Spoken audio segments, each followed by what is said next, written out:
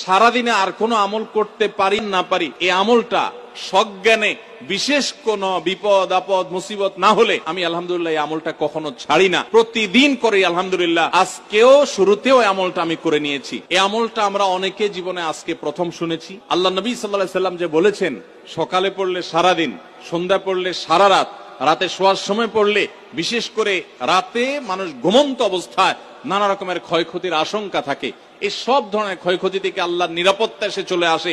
আল্লাহ তার হেফাজতের জিম্মাদারি নিয়ে নেন, দায়িত্বশীল হয়ে যান, সবকিছু থেকে যথেষ্ট, সবকিছু থেকে আল্লাহ তাআলা তাকে নিরাপদ করে দেন। এই বিশ্বাস, এই ইয়াকিন নবী সাল্লাল্লাহু আলাইহি ওয়াসাল্লামের কথার প্রতি আমাদের আছে না নাই? তাহলে এই সূরাগুলো আমরা আজ থেকে আমল করব তো ইনশাআল্লাহ। কোরআনে কারীমের এই শেষের তিনটা সূরা এমন তিনটা সূরা যে আমাদের প্রিয় নবী সাল্লাল্লাহু আলাইহি ওয়াসাল্লাম সারা দিনে সবচাইতে বেশি সংখ্যক বার যেই সূরাগুলোকে ওয়াজিফা হিসাবে, আমল হিসাবে পড়ার নির্দেশ দিয়েছেন কোরআনে কারীমের, সেই সূরাগুলো হলো এই তিনটা সূরা।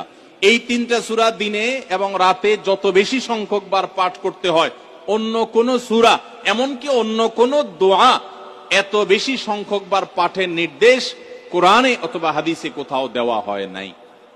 তাহলে এই তিনটা সূরার মর্যাদা, এর কি মর্তবা, এর কি বৈশিষ্ট্য, এর কি মাহাত্ম্য আছে সেটা বুঝবার জন্য আর কিছুর প্রয়োজন নাই। এই একটি কথা যথেষ্ট যে দিন এবং রাত 24 ঘন্টার ভেতরে কোরআনে কারীমের এই শেষ তিনটা সূরা, সূরা ইখলাস, সূরা ফালাক, সূরা নাস, এগুলোকে যত বেশি সংখ্যক বার নবী সাল্লাল্লাহু আলাইহি ওয়াসাল্লাম পড়ার নির্দেশ দিয়েছেন, তিনি নিজে পাঠ করতেন, এত বেশি সংখ্যক বার অন্য আর কোন দোয়া, আর কোন সূরা, আর কোন আয়াত, আর কোন কিছু পাঠ করার নির্দেশ আমাদেরকে কোরআন হাদিস দেয় নাই।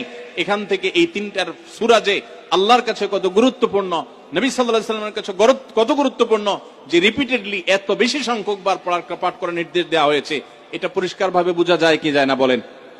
সম্মানিত ভাইরা আমার, সূরা ইখলাস, সূরা ফালাক, সূরা নাস, এই তিন সূরা দিন এবং রাত সব মিলিয়ে আমাদের প্রিয় নবী সাল্লাল্লাহু আলাইহি ওয়াসাল্লাম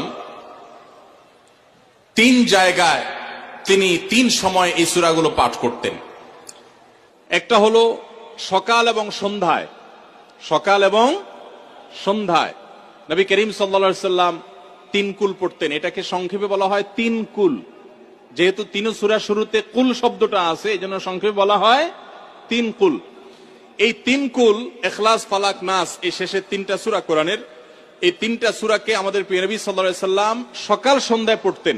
একটা টাইম পাইলাম, কোন টাইমে পড়তেন? সকাল এবং সন্ধ্যায়। সকাল এবং সন্ধ্যার পাশাপাশি তিনি রাতে ঘুমানোর আগে আবার পড়তেন। তাহলে দুইটা টাইম পাইলাম।